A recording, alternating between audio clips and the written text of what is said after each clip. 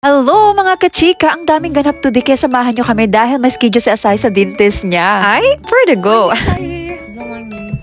At dahil wala na nga kaming oras, dito na lang ako sa car nagmi-makeup. Ito nga lang pala yung ginagawa ko sa mukha ko pag normal days, chor. Gamit kong lipstick, yun na lang din ginamit kong blush on. O diba? Galitan pa nga ako dyan dahil ayaw ni daddy may perfume sa car. Ayun, siniyawan ko na lang para hindi uminit yung ulo. Absent nga pala si Asahi ngayon kasi maaga yung schedule niya. Huminto na nga kami dito para bumili ng breakfast kasi nagugutom na din si Asahi. Hindi nga lang yung kinuha namin kasi mamaya kakain kami sa labas. Eto at nagustuhan naman ni Asahi yung mga pinili kong pagkain para sa kanya. At sa akin naman ito lang yung pinili ko at saka tubig. Kay daddy naman is yung ucha.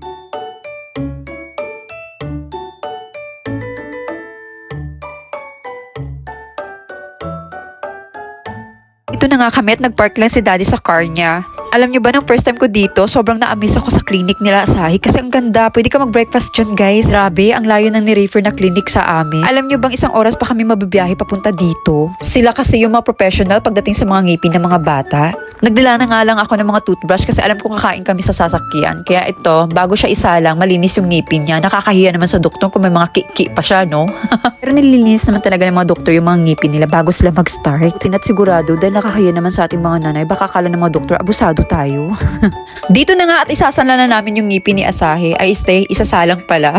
Every time talaga na pumupunta kami dito, lagi ako na-amiss dito sa labas. Diba? Ang ganda ng view. Pero hindi ko kayang tumingin sa baba kasi feeling ko talaga mahuhulog ako or mamamatay ako. Ito nga at meron daw silang ilalagay sa ngipin ni Asahi. So before nila ilalagay, ililinisin muna nila yung ngipin ni Asahi. Ayan, nag-start na si Doc maglagay ng pangpa-strong sa ngipin ni Asahi. Ay, sana all strong. Eto nga at binigyan siya ng coins ni Doc kasi nga pampaluwag sa puso niya. Baka sa next namin pagpunta dito may galit na siya sa doktor.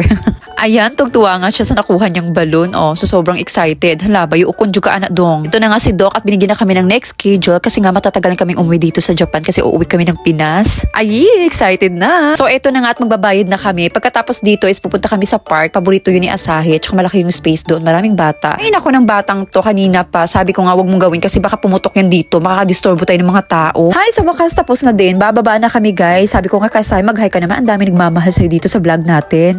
Eto nga at kinuha na ni daddy yung car niya. Ito naman si Asahi sobrang excited. Sumunod ba naman siya sa daddy niya?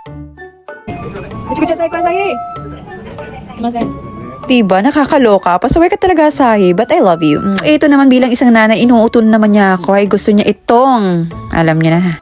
어디다 닭덮밥요.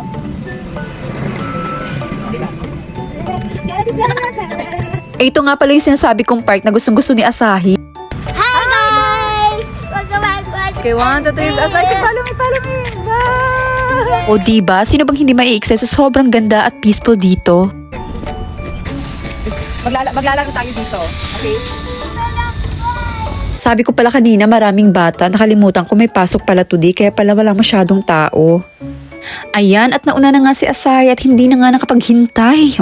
At ito bilang isang nanay, susundan ko. Alangan, napapabayaan natin baka ano pang mangyari kay Asahi. Ang kulit-kulit pa naman ng batang yan. Ay, Diyos ko, na nandito na ako sa taas. Parang nahihirapan akong huminga at parang feeling ko mahuhulog at mamamatay na talaga ako ng araw na yan. Pero eto at sinamahan ko na lang para matuwa lang si Asahi. Uy, Diyos ko, Lord.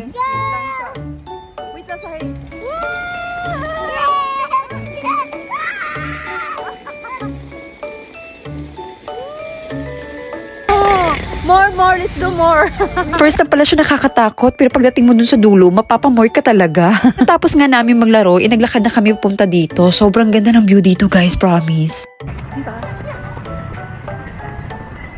Tuwang-tuwa nga si Asahi dito kasi gusto niyang sumakay. Pero nakasakay na kami dati niyan guys. Kaya dito na lang muna kami sa freebie kasi wala na kami masyadong time. Ayan, nandito na nga kami sa loob at 30 minutes lang yung kinuha namin kasi wala pang masyadong time si daddy at may work pa siya. Eto nga sa loob at timing din kaka-open lang nila kaya wala pang masyadong bata. Wala pa talagang bata as in kami pa talaga yung nauna dyan. Ayan, dito naman sa area na to is meron silang binibentang laruan. Sabi ko nga kay Asahi, huwag ka mamili ha. Ang mahal-mahal ang mga laruan nila dito. So, ayan, nandito na nga kami sa loob. Confirm wala talagang kabata-bata. Buti na lang may staff dito. Ayan, nakapaglaro siya kay Asahi. So, ito, sinabayan ko na nga si Asahi. Of course, hindi lang tayo nanay. Feeling bata din ako, no? Nung bata talaga ako, hindi ako nagkakaroon ng mga gatong laruan. Kailangan mo muna naming lumangoy sa dagat para magkaroon ng laruan. Kasi nga, yung bahay namin nakatayo dun sa dagat. Pag bumabaha, sobrang saya namin kasi nga maraming lumalabas ng mga laruan. Ito nga't nakatitig sa anak at nagpapasalamat sa Diyos. So, ayan, habang naglalaro sila, grabe na-miss ako dito sa staff. Ang galing niya mag-balance. At hindi na nga ako nakatiis at tinay ko din. Grabe, nahirapan ako dito. Hindi pala siya madali. Alam mo yung andali lang tignan pero ang hirap palang gawin. Oh, si Tia Sai! Ang galing niya sa Oo! O eto't nagpapahawak na ako kasay kasi hindi ko talaga magawa. Mahirap talaga siya. Tapos na yung 30 minutes namin, kaya kailangan na namin umalis. Ito nga si Asahi, parang ayaw umalis. So eto na nga't pauwi na kami at meron kami nakita na kakaayo talaga sila guys. 两连手，OK，好，请你到底全新的环热海，对吧？ Yay! Yan. So, here. Eto nga't nandito na kami sa loob at papunta na kami dito sa paborito naming ramen. Hindi na nga mai-drawing yung mukha ko dyan kasi sobrang gutom ko na talaga. Alam nyo guys, may tatanong lang ako lang ba yung parang paggutom, parang hindi mo na makausap? Alam mo yung hindi mo na makausap kasi sobrang init ng ulo. Yan, sa wakas nandito na din kami. Excited na akong kumain, sobrang gutom ko na talaga. Pati si Asahi, tignan mo naman yung lakad niya. Ayun, nauna na siya. Maraming tao dito, kaya dito na lang muna kami pinaupo. Eto nga, habang nag-order pa si Daddy, uminom muna akong tubig para maibsan yung gutom ko. Eto nga pala yung pwedeng idagdag mo sa ramen mo. Meron silang Andy, spring onion dito at saka radish. Ayan nga. So, nandito kami. Nag-order pa si Daddy. So, ayan. Tinransfer na kami dito sa may lamesa kasi nga may bata kami at wala namang kumakain. Ito nga yung isa sa mga nagustuhan ko dito sa Japan kasi may palibreng mga toys sila at saka pag mga candies, pagkain sa mga bata. Ayan yung pinili ni Asahi. Ito na nga pala yung mga in-order namin. Fried rice. Ayan. Kay Asahi din na fried rice din siya at saka ramen, chicken at saka gyoza. Ayan. So, sobrang gutom niya talaga. Hindi niya inipan. Ayan. Napaso tuloy. Grabe. Ang laki ng mga serve nila sa ramen. Ito nga pala yung in-order ko chicken at saka nag-order din kami ng gyoza ni Daddy. Ito nga din pala kay Daddy at saka nagpalagay na ako ng ginger. Masarap yan pag ihahalo sa ramen. Samahan niyo akong kumain at matatakam talaga kayo dito.